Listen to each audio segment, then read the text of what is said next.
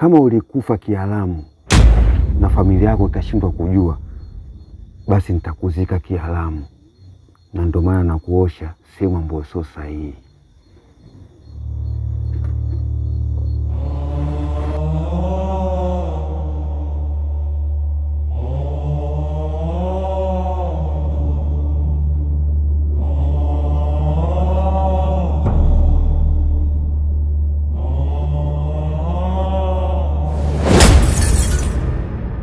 Hey.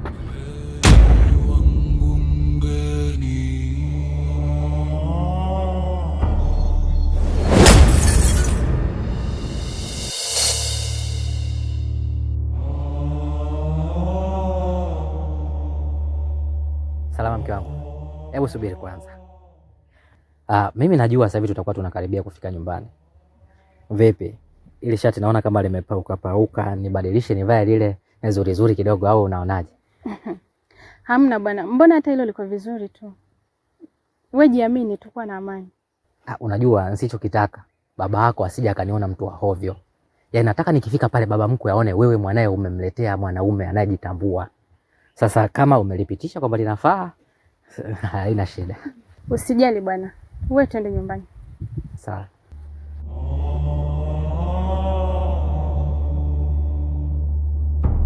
Mgeni wangu mgeni,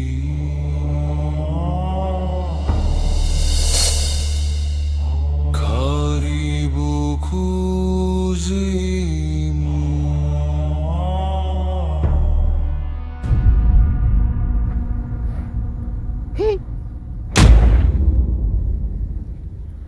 Kile si chungu kile. Na mbona kimewekwa njiani? Tulia kipenzi. Usiogope. Twende.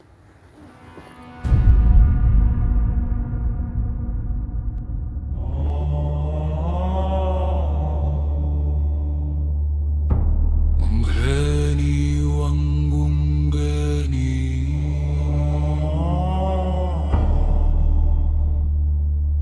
karibu kuzimu.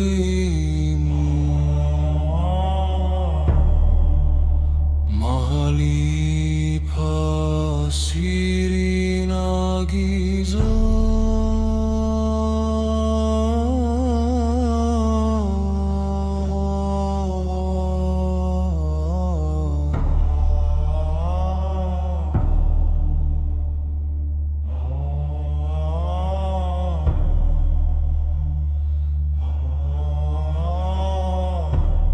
Mgeni wangu mgeni,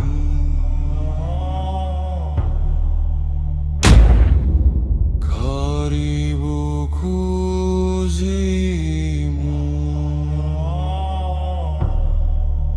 Mahali pa siri na giza.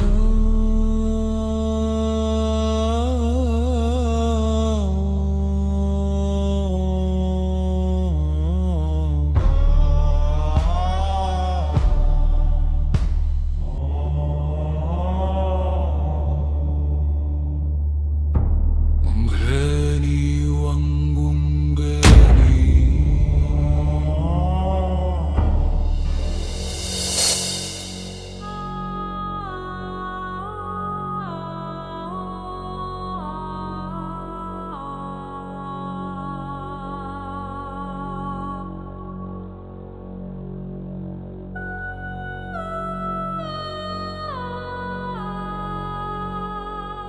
Shemeji za asubuhi bwana.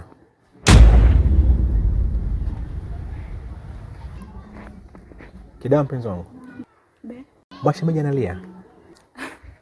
Amna, basi analia. Yaani ana matatizo ya macho. Kwa hiyo kuna muda macho akiwa yanamuuma, yani ndio machozi yanakuwa yanatiririka. Basi itabidi kesho kutwa nikupatie pesa ili umpeleke hospitali akapate dawa. Wow. Asante mpenzi wangu. Nafurahi kusikia hivi. Usijali kidawa wangu. Kuna mwekezaji anakuja ndani hizi siku 2-3. Kuna pesa nitakupatia akifika tu. Basi inabidi umpeleke hospitali wewe. Shemeji yangu bwana, sitaki apate shida kabisa bwana. Umemsikia shemeji yako eh? basi muombee dua ili apate pesa mapema twende hospitali. Sawa mdogo wangu? Sawa mpenzi wangu, basi baadaye. Haya.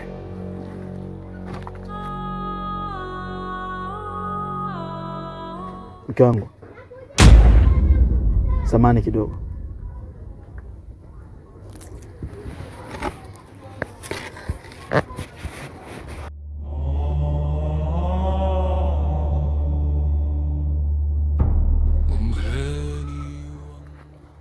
Kidawa, hii ni taratibu ya wapi mke wangu?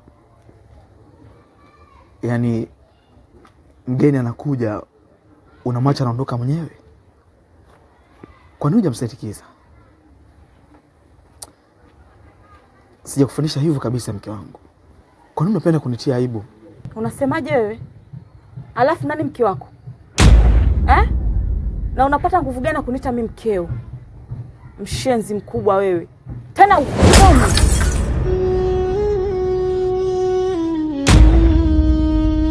Unanitesa, unaniumiza. Eti mke wangu, afu tunanifundisha mimi shereti za kumsindikiza mpenzi wangu. Haina kuhusu nini? Bwege wewe. Tambua kuwa sina moyo wa chuma wa kustahimili maumivu haya. Naipenda roho yangu. Pole sana Kido, nimeisikia sauti yako kwa mbali ikiwa inahitaji msaada na nipo hapa kukusaidia. Asante. Kabla msaada wako, nimesha kujua wewe ni nani. Harufu yako tu imetosha kabisa kukufahamu.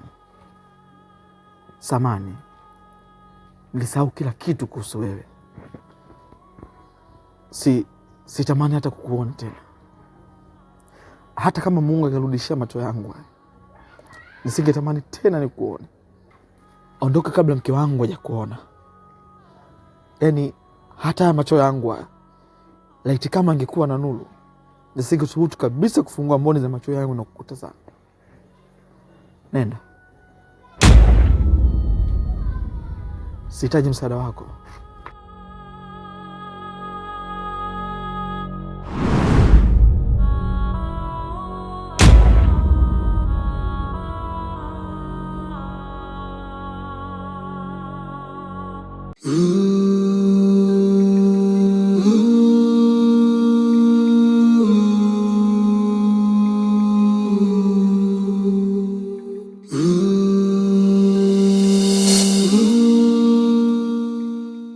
Naomba nisikize bwana Milima. Mimi nadhani hapa siwezi kuamua jambo lolote lile. Mimi naombeni tu muende nyumbani mkajitafakari kwa kina. Alafu kesho mkija ndio nitapata maamuzi, niandike barua au la sivyo. Lakini kwa jinsi mlivyokuja hivi, mimi siwezi kuandika chochote. Yaani mwenyekiti, mimi hapo siwezi kukuelewa. Wewe unasema ile jambo leo haliwezekani. Ina maana umo ndani hamna muhuri, hamna peni kutuandikia sisi karatasi tuende mbele. Yaani mwenyekiti, ili swala mimi nataka popote twende na tutafika popote. Au unasemaje mume wangu? Ndio maana nikasemaje mama Milima, nyie kwanza mngeenda kwanza nyumbani kutafakari. Alafu kesho mkija na wazo hilo hilo, mimi nitakuandikieni barua muende huko mnapotaka kwenda. Lakini kwa staili hii hapa tu hamna mazungumzo tena. Emu katulieni kwanza. Sawa. Bwana Milima, mimi nadhani hapo tumeelewana. Hapa tusimuingize ibilisi. Nyinyi nendeni. Mimi mwenyekiti nipo kwa sababu ya kwenu nyinyi. Shaka iko wapi kwani? Nimekuelewa. Ila sisi hapa ujue wageni wako. Tunaondoka na kesho tunarudi. Kesho kutuletea siasa, sijui kutuletea mambo gani hatukuelewi. Yaani umkumbo na tutakuhusisha hivyo hivyo. Usikute labda umekula rushwa wewe. Lo kitu gani? Yaani umemwona mume wangu katulia hapo. Haongei chochote, asemi chochote. Yaani ana hasira anaweza akanyonga mtu. Tumeelewana eh? Sasa jiangalie na usije ukanyongwa. Ili asitokee yote hayo. Ili swala bora liishe. Tondoke mume wangu. Basi mnapoenda huko msifanye vurugu basi jamani. Mwenyekiti kama kujiuzuru mimi ndo nitakuwa mtu wa kwanza.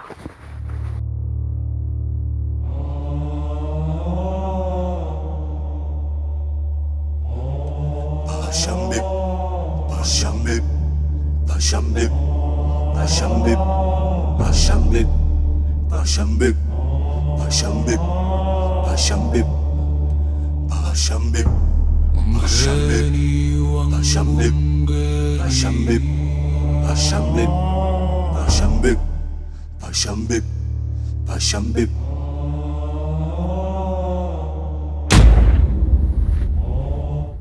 Shikamoo baba.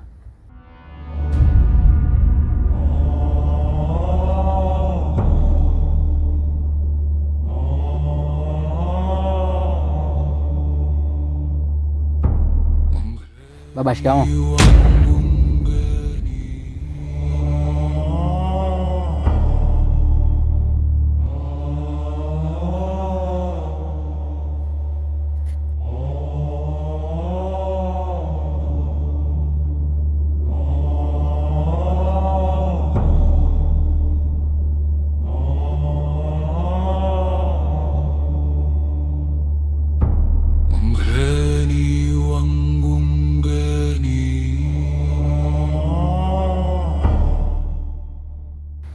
Shikamoo baba. Marahaba. Shikamoo baba.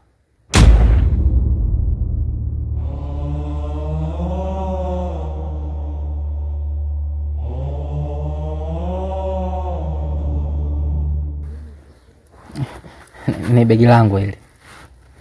Ni begi langu tu. Salama. Una uhakika huyu mtu ambaye umeniletea anafaa? Ndiyo baba, anafaa.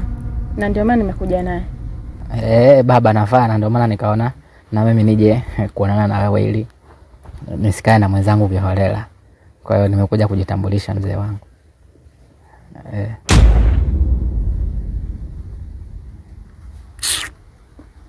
Kama unahisi anafaa, ndio vizuri. Peleke ndani. Sawa baba. Twende ndani.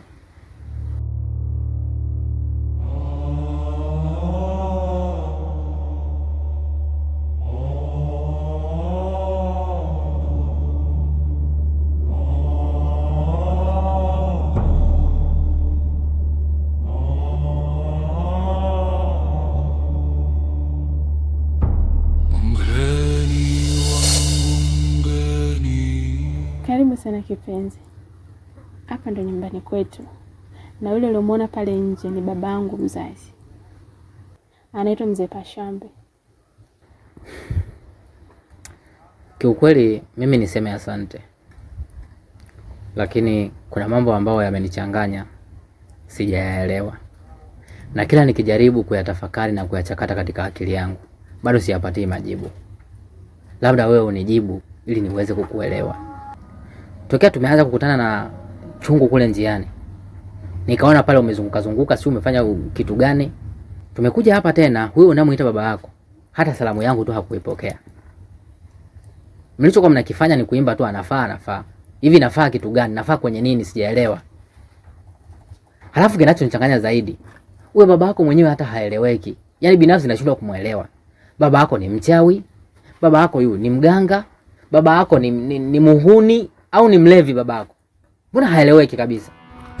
Utanielewa tu. Wewe si ndo kwanza umefika. Muda bado. Wewe utanielewa tu.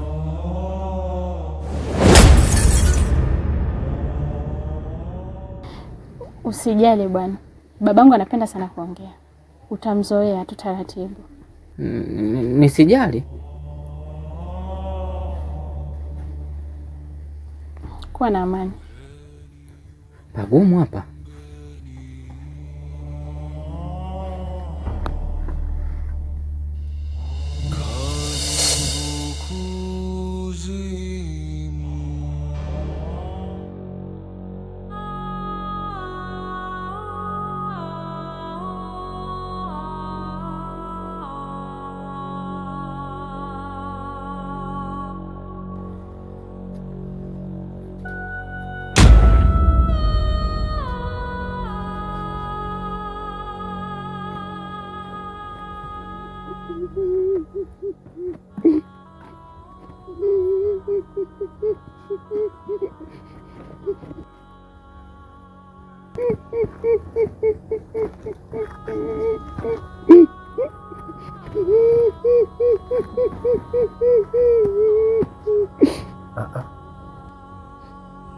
Yaani ndugu yangu, niliposikia milio ya kunguru nikajua labda ni wewe umekamata kunguru wako. Kumbe kunguru kakamatwa na mtu mwingine. Yaani fundi nyumba kajenga nyumba kwenye nyumba yako. Kuna jambo kubwa linatokea. Pole sana basi.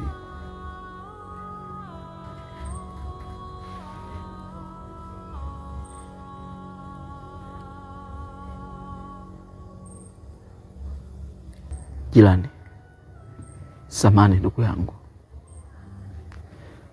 mimi ni mwanaume mwenzio, mdogo wako. Naomba unistiri na hii aibu yangu. Unayoona na kuyasikia, naomba yabaki kwa asili yako tu. Unajua ninachokifanya mimi ni kwamba nimechukua shamba, nimepalilia, wenzangu wanakuja wanalima na wanachukua mazao. Sasa usilie bwana, usilie. Mwanaume huwa ali bwana. Yaani mwanaume huwa analia ndani kwa ndani huko. Mitoto ya kike ndio maana mimi kila siku naisema vibaya, wala hata sitaki kabisa. Sitaki kwa sababu ukiwa una pesa uonekani mtu kwao. Ni mpaka pale utaonekana ina kitu ndio yeye atakuona mtu. Hebu futa machozi bwana, nyamaza kulia. Mimi siku ya leo nitakupa hifadhi. Alafu kesho tutajua nini kitatokea. Hebu nyamaza bwana. Futa hiyo nani.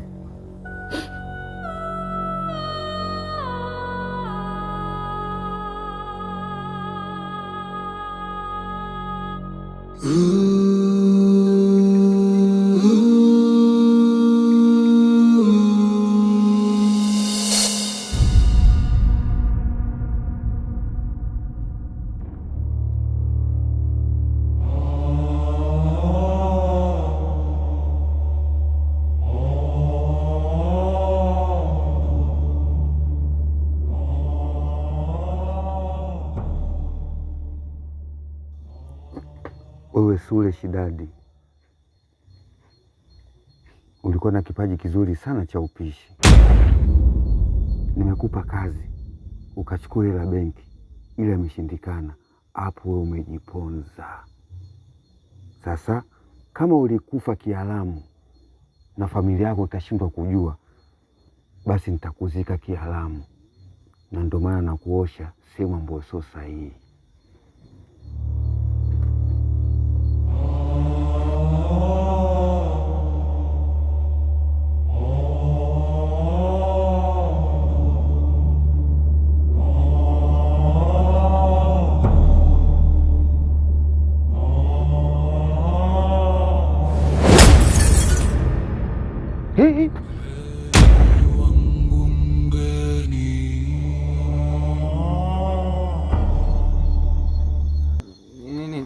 Nisamehe tu. Nimekwambia njoo.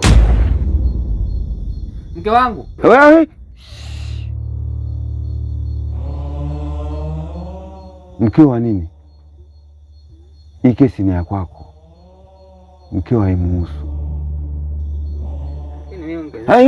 Nini lakini? Ndio maana kuna kauli nasemaje, kuhangaika kwenu muulizege. Nimekwambia piga magoti hapo.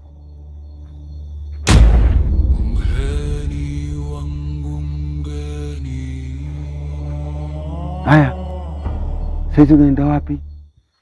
Ni usiku wa manane huu. Hujui kama uko kwenye miji ya watu? Mimi nilikuwa naenda tu chooni kukojoa, nani kujisaidia. Nisikilize. Unafahamu kabisa kama wewe ni mgeni kwenye kijiji hiki, lakini unajifanya unakurupuka tu, hujui muda wako wa kutoka humu ndani. Ulikuwa unatoka nje, sasa unataka kujua siri za watu. Unataka kujua vizuri mji ulivyo. Nisamehe tu. Huu mji utaujua. Ngoja kukuche. Hapa Shambe. Achana naye huyo mtu, kwa sababu mimi namfahamu. kiheshima namwita baba mkwe wangu, kwa usimfanye chochote kibaya.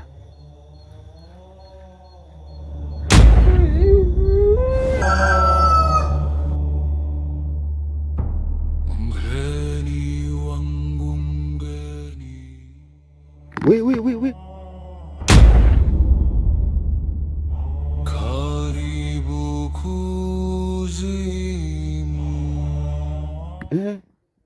Vipi mbona na mabegi? Wapi? Mzee wangu, kwanza kabisa mimi nikuombe radhi kama kutakuwa kuna kitu ambacho nimekukwaza tokea nimefika hapa nyumbani kwako, ila nimeona mimi bora nirudi tu mjini, na hata hili swala la mimi kuja kumuoa mwanao naomba tu tuliahirishe mzee wangu. Naomba unisamehe sana kwa kila ambacho nitakuwa nimekukosea. We. Hebu nisikilize. Hata kama nakuruhusu hapa utoroke au uondoke, huwezi kufika popote. Utazunguka, utarudi hapa hapa. Na kitu ambacho mimi najua kinakusumbua ni mauzauza mafupi au madogo umeyaona kwa usiku wa jana, ila kuna makubwa zaidi. Sasa ili usikae kwa hofu na presha, subiri, kuna ulinzi nimekupa.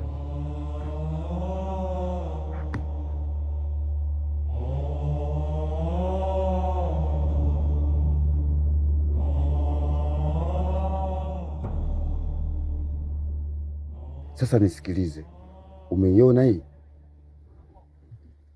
Hii inatakiwa mimi nikuveshe, ndio itakuwa ulinzi wako. We mzee, kumbe jau hizo si shanga hizo? Yaani shanga za mwanamke kuvaa kiunoni kwenye masuala yao kwa matendo ya ndoa, unataka univalishe mimi? We mzee, unataka unifanye nini? Oya mzee, yaani upole wangu sasa usinione mnyonge. Utake ustaki, inatakiwa uvae hii ikiwa kama ulinzi. We mzee, hizo sivai mimi hizo. Hilo swala lishakuwa gumu. Sivai hizo shanga. Vaa wewe. We nisikilize, kitu ambacho unaona kwako hakiwezekani, mimi kwangu kinawezekana, na gumu kwako kwangu mimi jepesi. Sasa mbona kama unanikaba mzee? Wewe lazima nikukabe, hiyo ndo sheria yake.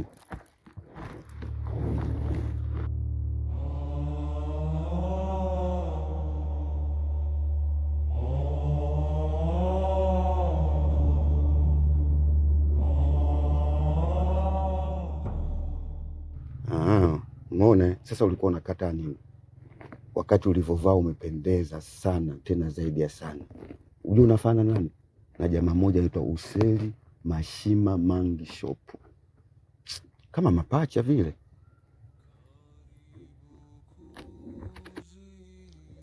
Salama.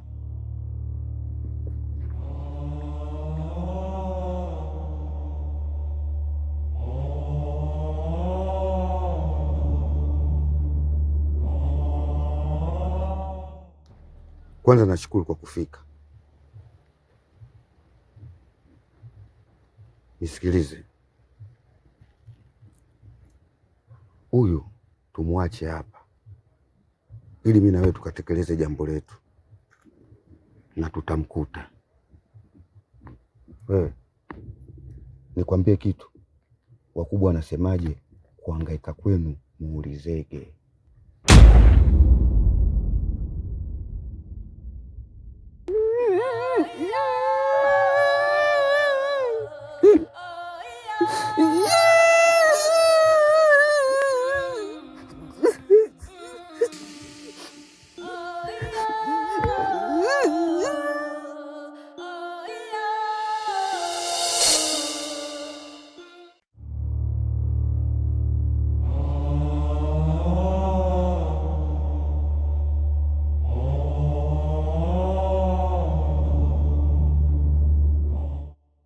Sasa mrembo wangu, Niambie baba mtu. Mimi nimefurahi sana kwa siku ya leo.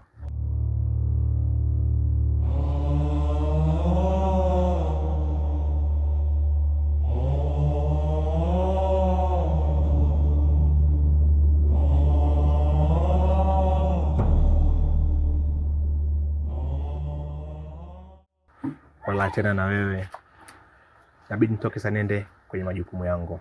Sawa, hakuna shida mpenzi wangu, tutawasiliana. Habari bwana. Sasa bye basi. Haya, bye. Sasa wewe binti nzuri, hebu samahani, nina shida ya kuzungumza na wewe. Nakusikiliza. Ndoto nzuri ni ile yenye matokeo. Ndoto isiyokuwa na matokeo inakuwa ni ndoto ya kipuuzi tu.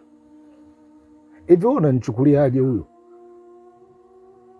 Masikini wa Mungu wasiokuwa na afadhali ya kila siku kwake ni majanga tu. Aliyemuumba huyu aliyotoka hapo ndio Mungu aliyomuumba huyu. Yeye aliyetuumba kutengeneza ubaguzi wa aina yoyote, ila wanadamu wenye chuki za ndio wanaosababisha haya. Kwa nini unataka uitengeneze historia mbovu ya maisha yako? Yaani wewe umekuwa ngoma ya kijiji, kazi yako ni kutwangwa tu. Alafu ikiharibika wana kijiji watakimbilia wapi? Kuwa na ustaarabu. Huyu ni mume wako. Tena ni mume ambaye uenda aliyekutolea mahali na mashehe walikuwaepo. Leo unafanya uzali. Ni unyama huo mama. Kuna faida gani leo? Ni kombola hili. Labda tu nikwambie kitu kimoja. Ukiona alotoka ana faidi, basi njoo na wewe. Unakaona sasa? Sawa. Alafu sikiliza nikwambie wewe. Usipende kuingilia mambo ya sokuhusu. Alafu naomba muulize huyo Kido, kuna kitu chochote ambacho anakosa kwangu? Wewe unajua makubaliano yangu mimi na yeye? Au unaongea tu na bwabwaja mshenzi wewe? We Kido, kuna kitu unakosa hapa, si ndio? Pita ndani sasa hivi.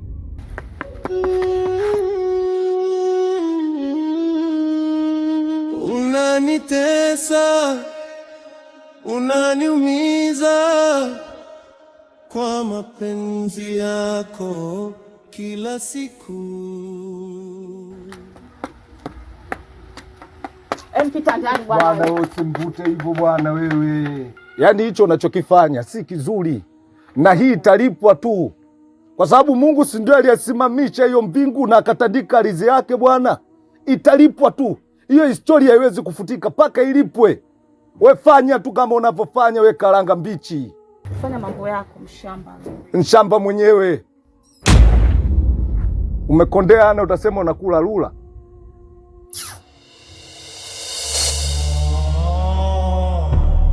Mgeni wangu mgeni,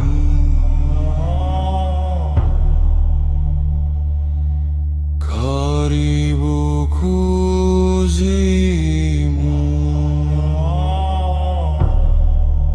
mahali pa siri na giza.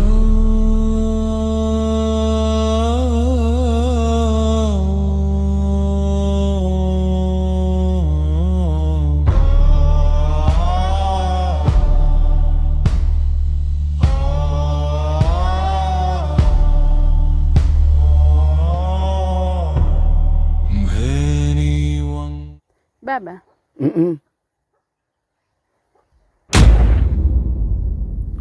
Wala usipate shida ya kuniambia nini kimetokea.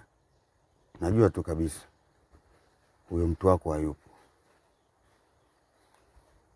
ila hatomaliza mwendo, atazunguruka, atarudi hapa hapa. Cha msingi sasa, umeziona hizi nyayo? Hizi ni za kwake. Tafuta kitu chochote kile, alafu chota nyayo yake, letee ndani naifanyie kazi. Sawa baba. Mgeni wangu mgeni,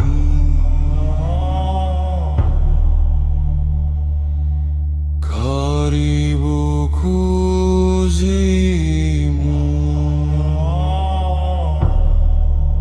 mahali pa siri na giza.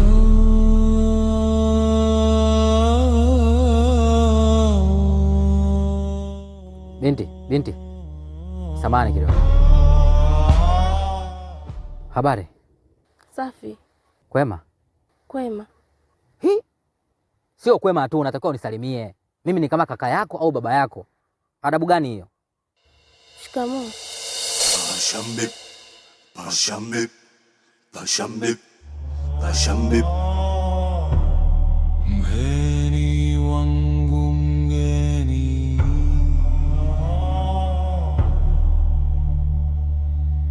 karibu kuzimu, mahali pasi. Naulizia njia ya kwenda mjini, maana nimezunguka hapa, naona mazingira siyaelewi. Yaani kila nikienda hivi najikuta kama narudia mazingira yale yale. Mimi naomba unielekeze sehemu ambayo naweza kupata usafiri wa kunipeleka mjini. Wewe ni mgeni? Ni kweli, mimi ni mgeni katika hiki kijiji. Nimekuja jana. Kuna sehemu hapa sio mbali, lakini inaonekana tulishushwa na gari, lakini sasa nimepasahau. Na ndio maana nakuuliza unielekeze hapo, nikachukue usafiri niweze kurudi mjini. Nimekuuliza wewe ni mgeni kwa sababu hapa kijijini kwetu tuna zaidi ya wiki 2 halijaingia gari wala kutoka gari. Na kushangaa wewe unasema umekuja jana. Unasemaje? Ndio. Umefikia kwa nani kwani? Mimi nimekuja jana na mwenyeji wangu anaitwa Salama. Ni mtoto wa Pashambe. Huyu Salama ni mpenzi wangu toka huko mjini. Nimekaa naye huko wewe nikaona nije kwenye hiki kijiji ili kuweza kujitambulisha kwa baba yake. Ndio nimefika jana. Hapa nishamaliza, nishazungumza nao, tushaelewana, tushayajenga. Hapa ndo narudi mjini sasa kwa ajili ya kuhakikisha kila kitu kinaenda sawa. Ikiwezekana wiki 2 zijazo nije hapa kwa ajili ya kuoa. Sasa wewe utaniambiaje gari haliji huku ndugu yangu? Samahani kaka. Sio kama nakutukana. Naona kama umechanganikiwa hivi. Huyo Salama na Pashambe unazungumza hapa wote ni marehemu. Unanichanganya.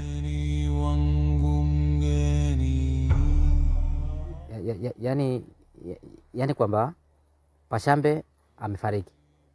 Ndio. Na tumewazika miezi kadhaa nyuma iliyopita. Na kushangaa unasema ni hao ni wenyeji wako. Unanichanganya.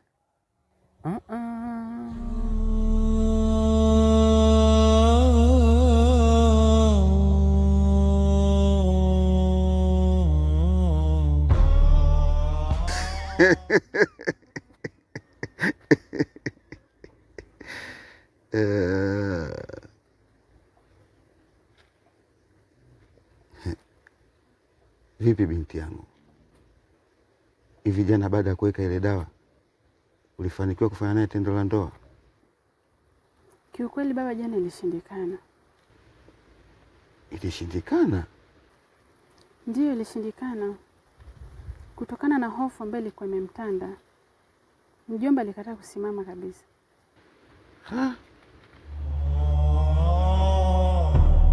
Mgeni wangu mgeni,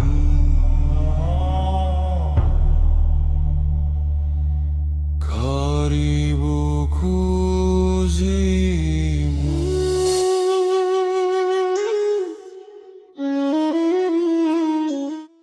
Mi kuna sababu zinazonisogeza hapa pia, kwa sababu yule ni mwananchi wa kijiji hichi na yale matatizo anayoyapata yeye yanaweza kankumba mtu yoyote. Pengine wewe una mtazamo chanya ambao unaweza ukanisaidia ile mtu akatoka kwenye moto ule. Ndio maana nimefika hapa. Nisikilize ndugu yangu, hii swala kwetu sisi haliwezekani. Ni kweli sisi tunasaidia matatizo ya watu, lakini sio wewe kuja kumshtakia ndugu yako. Sio? Inawezekana kwamba yeye mwenyewe ndio akawa na matatizo juu ya mke wake. Wewe utajuaje? Mwenyekiti, hivi kama mfano mtu anabakwa kule, mimi nikija kukushtakia, mimi si nimeona na kuja kukwambia, wewe una uwezo wa kunisaidia kweli? Unalozungumza ni sahihi kabisa. Ni haki ya kila mwananchi kutoa taarifa katika jambo ambalo analikusudia. Lakini katika swala la bwana Akido ni lazima aje kutoa taarifa yeye mwenyewe, kwa sababu mtu anapoleta taarifa ni lazima tumfungulie jalada ambao linahusiana na masuala ya kesi ambao amekuja kuzungumza. Lakini sasa siwezi kutoa jalada hilo ikiwa wewe ni shahidi. Mimi naona kesi nyingi unapenda kuziamua ni kesi za kuku tu. Lakini kesi za muhimu za msingi huwa mpendi kuzikazia. Yule ni kipofu waoni, narudia tena hivyo. Pale ambapo tunamuona na matatizo paka tutoke hapa twende BAKWATA, hata we mwenyewe una uwezo wa kulisolve hili kwa sababu wote ni raia wako wewe mwenyekiti. Paka tuzunguke twende BAKWATA tena.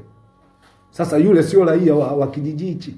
Nisikilize ndugu yangu, mimi nakuelewa na kazi yangu mimi ni kumsaidia kila mwananchi, lakini swala hilo limeshakuja katika upande wa kesi.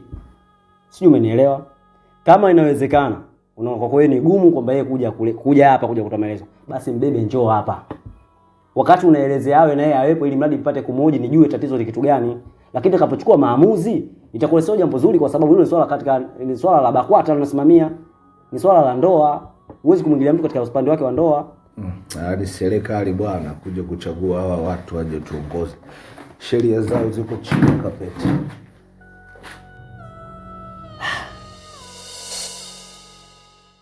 Kila alichokuambia mdogo wangu ni ukweli mtupu, na mimi nipo hapa kukuthibitishia. Maana marehemu Pashambe alikuwa ni mume wangu mimi.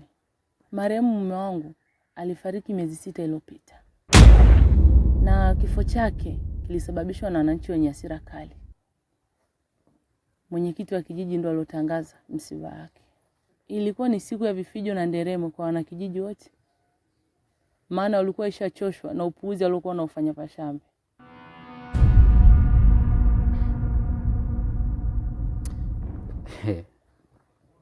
Unajua mimi kidogo kuna swala linanichanganya hapa, na nashindwa kuelewa kwa sababu dadangu, mimi unavyoniona hapa sio kichaa,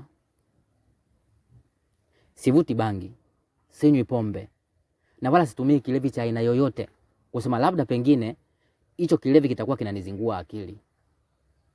Niko timamu kabisa. Na hivi ninavyokuambia nimetokea hapo hapo nyumbani kwake. Nimefaa kumtoroka tu ili niweze kutafuta njia ya kurudi zangu mjini. Ndipo nilipokutana na mdogo wako. Sasa leo mkiniambia Pashambe amekufa hali ya kuwa nimetoka kuzungumza naye hata masaa mawili hayajapita, na najiona kama sielewi. Mimi naomba nikuambie kitu kimoja. Ili kulithibitisha hilo, kama una muda tutoke hapa mguu wangu mguu wako, twende mpaka pale nyumbani kwa Pashambe. Na kuhakikishia lazima utamkuta Pashambe. Sawa, twende. Mgeni wangu mgeni,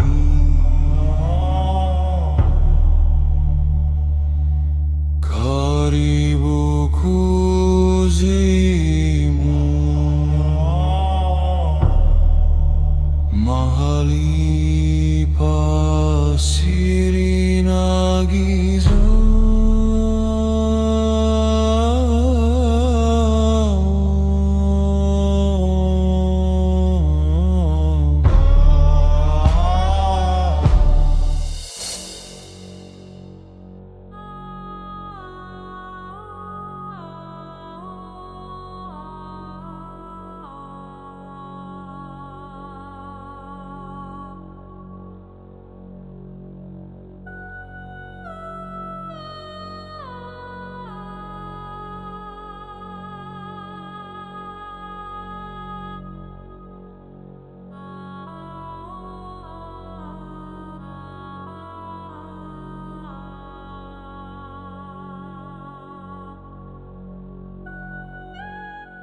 Sasa ndugu yangu, hapa tulipofikia ndio kwa tajiri Humba. Sasa sijajua kama atakuwepo au la hasha. Nisikize ndugu yangu. Naam. Samani lakini mimi ujojo wangu hapa sio kwa ajili ya tajiri Humba, ila nilikuwa na mazungumzo na mke wake. Kwa hiyo nikuombe tu jambo moja, fanya ujanja wote ule, tajiri Humba sijui kama mimi nimekuja hapa imani kwake. Hilo nikutoe shaka. Ndio michezo yangu, tena naipendaga sana. Sawa. Basi najua mimi msikafiri. Nisaidie. Sawa, sijali. Na sio mazungumzo mabaya, ni mazungumzo mazuri tu. Hata sijali, hata kama ingekuwa siri yangu ndafu kifua nacho. Pesa yako ninayo. Sawa. Nisaidie.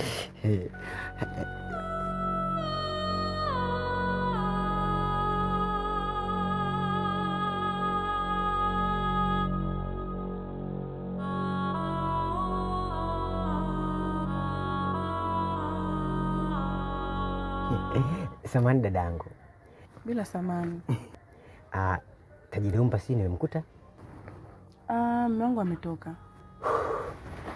Bora kidogo, maana kulikuwa na mgeni wako yule pale. Sawa, karibuni. Asante.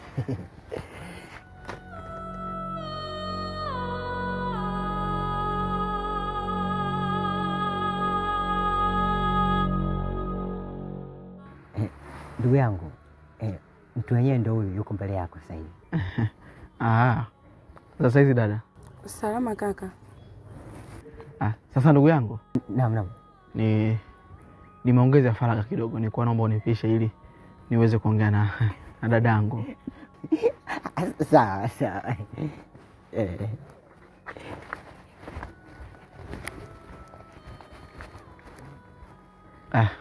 Dada, mimi naitwa Kido. Karibu sana Kido. Asante. Nikusaidie nini? Samahani, mimi ni maskini. Kipato changu dada yangu mpaka nikaombe barabarani. Ulemavu wangu, nimekuja hapa kwa ajili ya jambo moja tu. Mimi nina shamba langu. Kwenye hilo shamba langu kila siku najitahidi kumwagilia mazao yangu ili yakue. Ila kuna mtu ameingia kwenye shamba langu, kazi yake ni kuchuma mazao yangu na kisha anaondoka nayo. Anafanya haya yote kwa sababu mimi sina uwezo. Anafanya hivi kwa sababu mimi sina nguvu ya kushindana naye. Iko wapi haki yangu kwenye hili? Iko wapi haki ya mlemavu Kido? Anafanya hivi kisa sioni. Inaniuma sana dadangu. Sehemu zote nazokwenda hizo nakosa msaada kabisa. Hakuna mtu yeyote anayesikiliza na kunielewa. Shamba lenyewe lipo wapi? Na anayekudhulumu ni nani?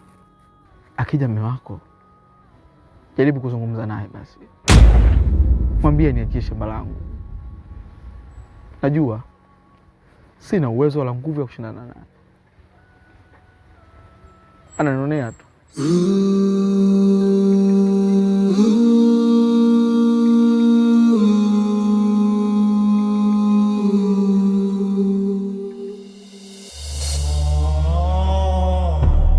Mgeni wangu mgeni,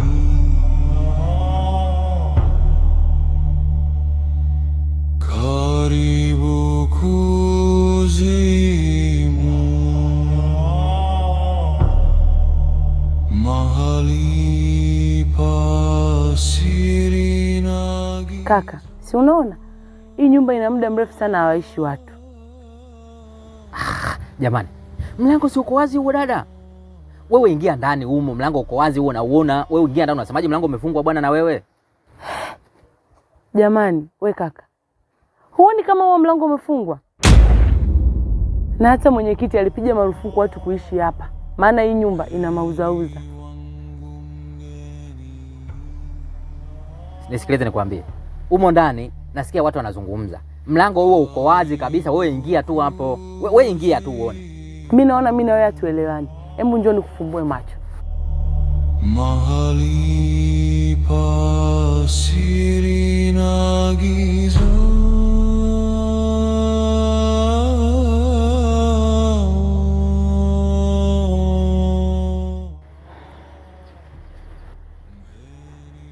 Simona, ili ni kaburi la Pashambe, ili ni la binti yake Salama. Sasa mbona hapa inaonekana vijiti tu vimechomekwa hapa? Haionyeshi dalili yoyote kwamba haya ni makaburi. Makaburi haya yamekosa usafi tu. Maana kipindi cha msiba wa Pashambe, mwenyekiti alitoa risala. Makaburi haya hayatakiwi kujengewa wala kusafishwa. Shedafu, kuhangaika kwenu muulizege.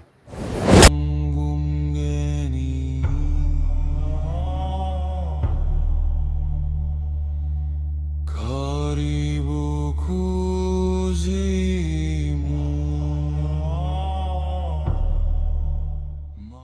Ganifa, Ambe dada, kwa hali ninayoiona ya huyu mtu, itakuwa tu ni njaa kali.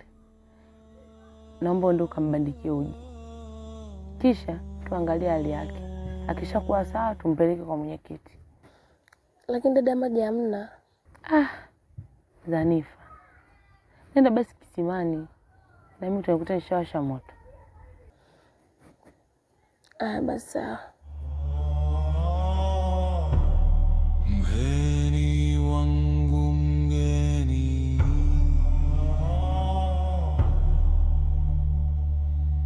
karibu kuzimu,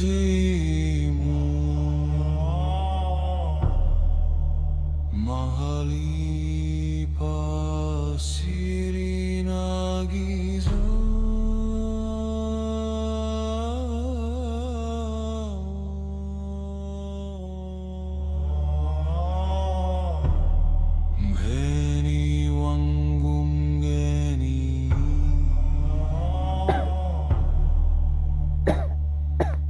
Karibu kuzimu,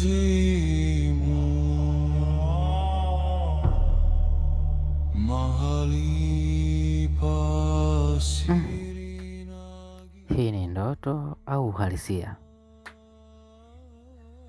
Kwa mambo yanayoendelea hapa, nikiwa mzembe nitafia kwenye hiki kijiji. Hawa wananiletea ujinga hao. Subiri. Karibu kuzimu.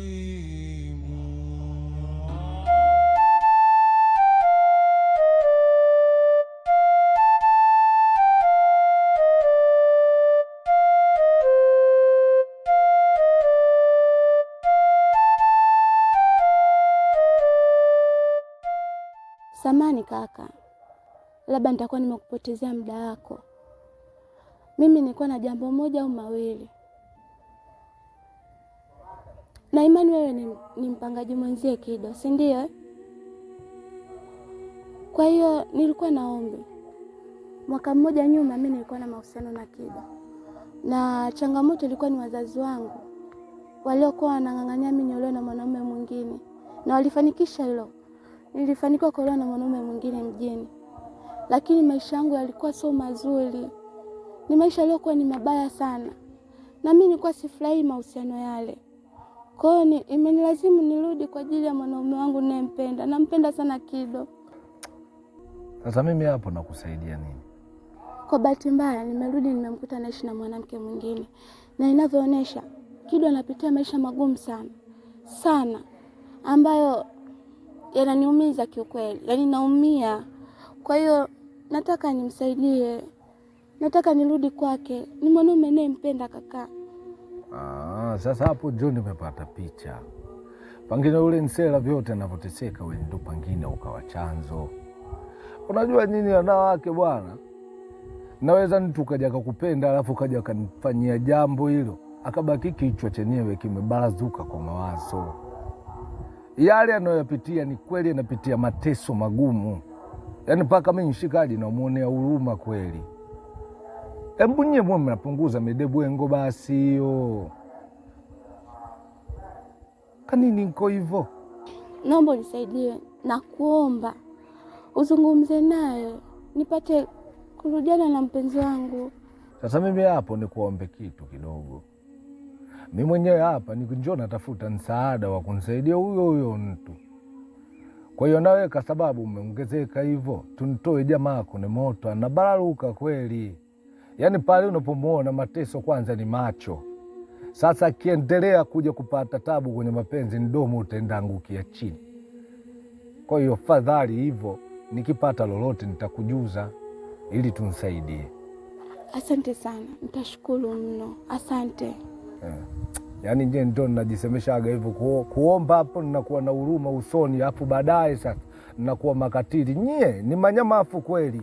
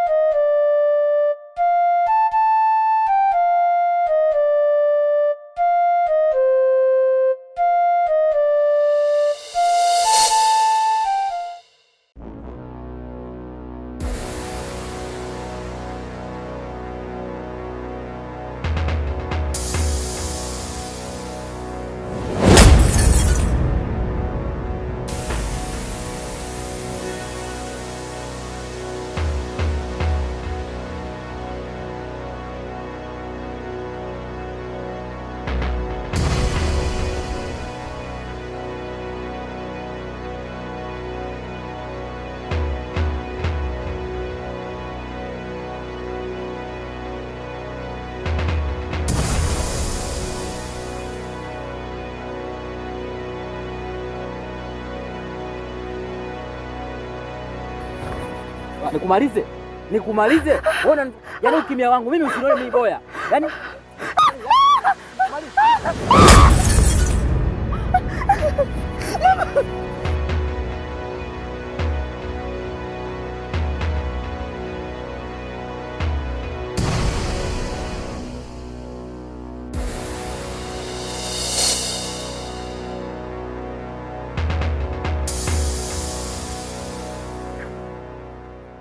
Umemwona?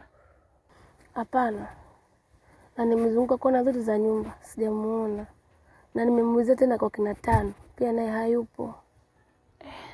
Mungu wangu, sijui atakuwa ameenda wapi.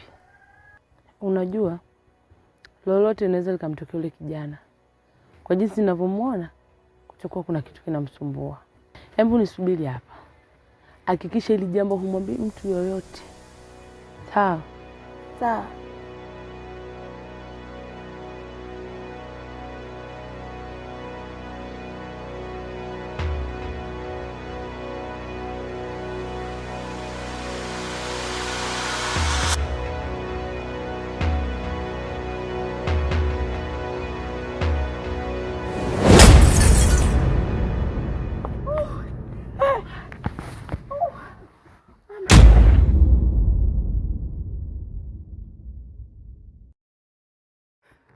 Wewe Mama Milima vipi? Na ndio maana nimesemaje, hizo kesi zenu za ajabu ajabu mtakuja kuana, mtatia pressure tu wenzenu.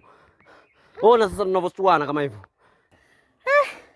Mwenyekiti, kwanza ajiandae kupokea vichwa vya wanakijiji wako visivyopungua 20-30.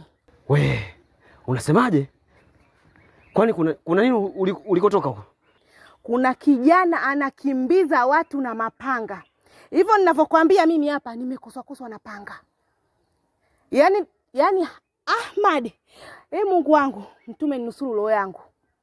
Nimeinama. Kijana kaniletea hii titi futati. Ninavyokuambia. Kijana? Tena inavyoonekana yule kijana ni mgeni. Ile sura sijai kuiona hata siku moja hapa kijijini. Ile sura ngeni. Mwindi sio mwindi, Mpemba sio Mpemba. Yaani hata sijui yule ni mtu atokea nchi gani. Ishakuwa zama. Kwa hiyo nataka kusema yuko mtaani anafukuza watu sasa hivi. Unabwata mwenyekiti.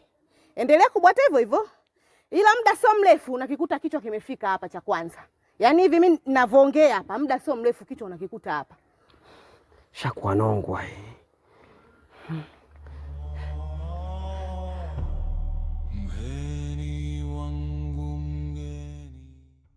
We mbwa wewe. Kwenda kuniambia muda wote unaisha vyombo, si ndio? Tena sikiliza nikwambie wewe. Wewe ni mlemavu wa macho, sio mlemavu wa viungo. Sawa Yaani muda wote mimi nakaa na kusubiri hapa, mimi nikapiga kazi zote za kazi nasubiria mimi. Wewe mshenzi nini wewe? Sasa nakupa dakika 5.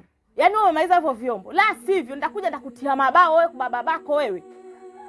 Wewe nengeneka.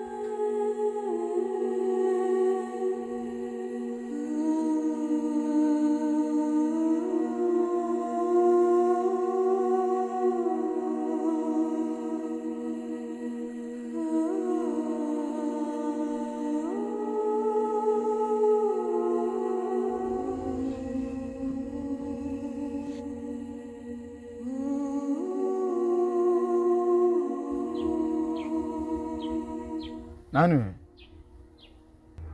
Mimi ndio yule ulionisaliti kama Yuda alivyomsaliti Yesu. Samahani jirani.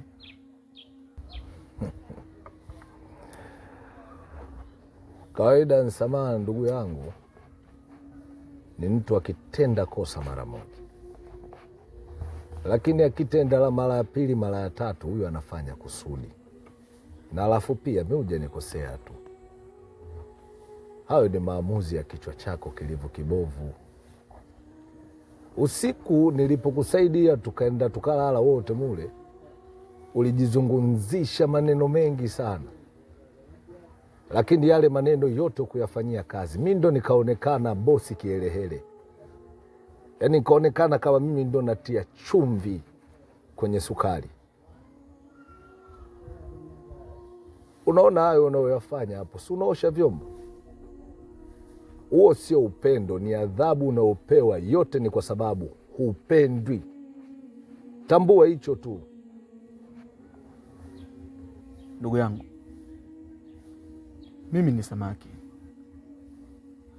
Mdomoni mwangu ya maneno mengi ya kuzungumza, lakini maji yamenizidia. Yaani hapa unavyoniona nasubiri kufa tu. Unasubiri kufa? Mbona kufa gharama yake ndogo sana. Nenda dukani kachukue sumu ya panya, koroga kwenye maji, kunywa, utakuwa umekufa.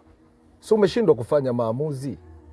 Maamuzi unayo wewe, kubakia katika histori nzuri au kubakia katika histori mbaya. Yote ni akili yako tu. Na alafu hata huyo samaki mwenyewe, wewe ungekuwa samaki kweli, maji yamekuzidia, ungetoka tu nje. Unasubiri nini kule ndani wakati umezidiwa na maji? Lazima utumie akili ndugu yangu. Maisha ni yako, lakini mazishi ni ya kwetu. Kuna kuishi na kuishia, mjomba wangu.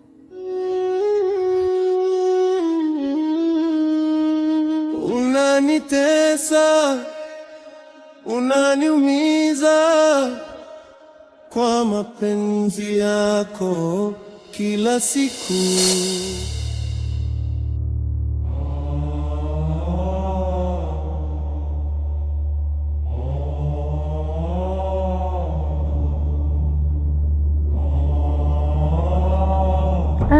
Mama Milima, mbona wangu wapi tena?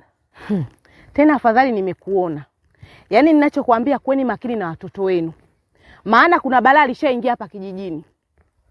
Kuna kijana huyo, Muhindi sio Muhindi, Mwarabu sio Mwarabu, ni anakimbiza watu na panga. Yaani kanikosa kunitoa shingo yangu, ndugu yangu. Kwa makini. Kwa hiyo kijana yupo huko.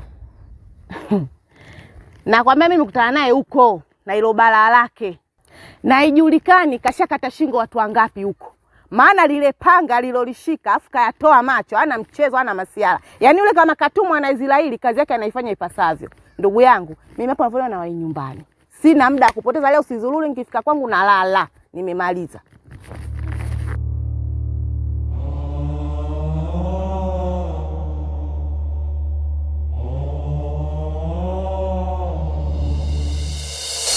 Bwana Jadu, unaongea na mwenyekiti hapa. Nimepokea taarifa hapa na mwanakijiji kwamba kuna kijana yuko barabarani anakimbiza watu na panga. Sasa hili ni jambo la hatari sana katika kijiji chetu. Sasa nakuomba wewe hapo utoke uende ukamkamate huyo kijana kabla hajaleta madhara. Kwa sababu anaweza asiwazuru watu wazima, akaja akawazuru watoto, ikawa hatari katika kijiji. Sasa nakutuma wewe utoke hapo uende huko na kuagizia vijana wawili sasa, bwana Mibudu na bwana Zuchu wanakuja hapo ofisini, muongozane mkamkamate. Haina shida Basi sawa. Sasa hivi nawaagiza wanakuja hapo ofisini, muongozane. Haya. Sawa. Sasa tumeelewana jamani? Ndio. Ili zoezi nataka mlifanye haraka iwezekanavyo. Sijui tunaelewana? Ndio. Basi ongozaneni, nendeni kwa bwana Jandu sasa hivi. Usijali mwenyekiti. Tutalifanyia kazi hili swala. Au unasemaje bwana Zuchu? Sawa, lakini samani mwenyekiti kidogo. Si ndani kutakuwa na miogo, maana kidogo njaa wadudu washaanza. Bwana, kila siku ukitumwa kazi lazima ulete mbwembwe zako wewe. Hebu nendeni bwana haraka sasa hivi. Tokeni bwana, nendeni kafanyeni haraka huko. Na ole wako asipatikane huyo mtu. Sawa mwenyekiti, kazi. Ng'ombe wewe.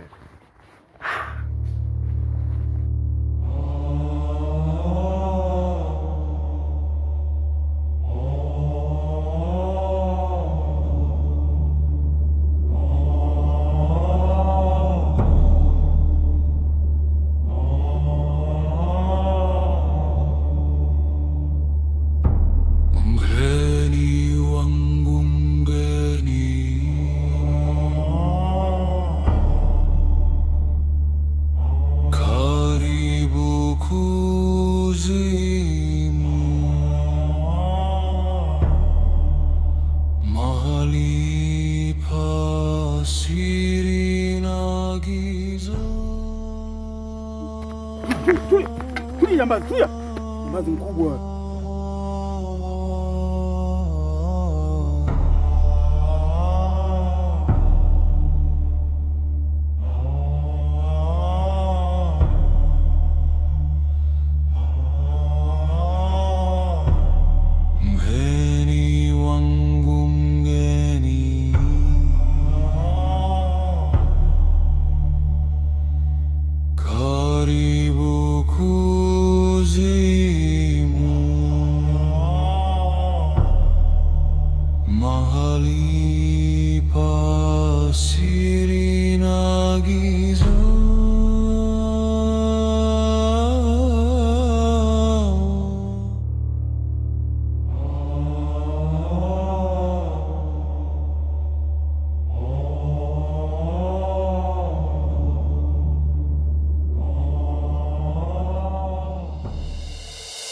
Kiongozi, yule mtu nimemwachia kutokana na maagizo yako.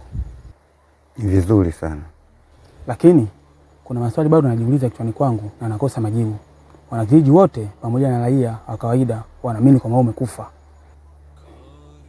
isipokuwa mimi tu kibaraka wako ndo mwenye uwezo wa kukuona na kuzungumza kama hivi. Sasa yule mpata wapi uwezo wa kukuona? Majibu ya maswali yako nitakupa siku nyingine, ila kwa sasa hivi nashukuru sana kwa msaada wako. Umefanya kazi vizuri, ila hata wewe nimekupa nguvu ya kuniona kwa sababu huwa unaniletea wanawake ili nikamilishe malengo yangu, na leo jioni nitafutie tetea mmoja. Sawa kiongozi, utafanya hivyo. Siku njema. Mgeni wangu mgeni,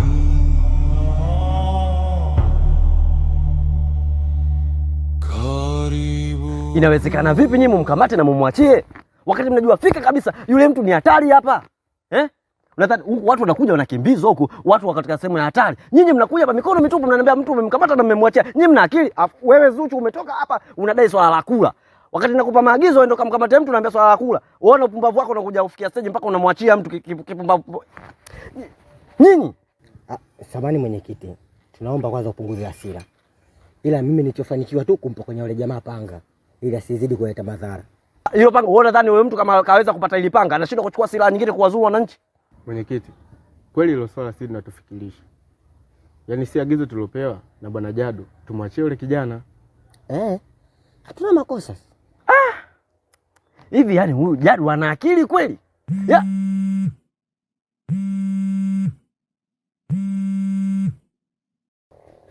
Halo.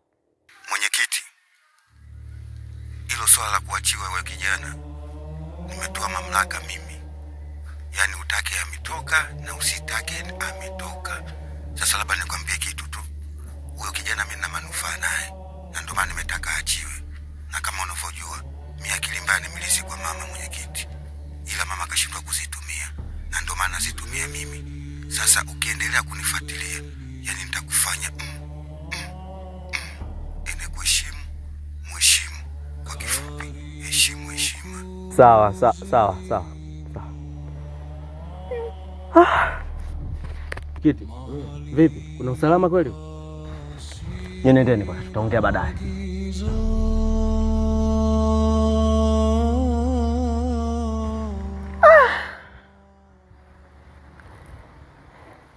Pashambi.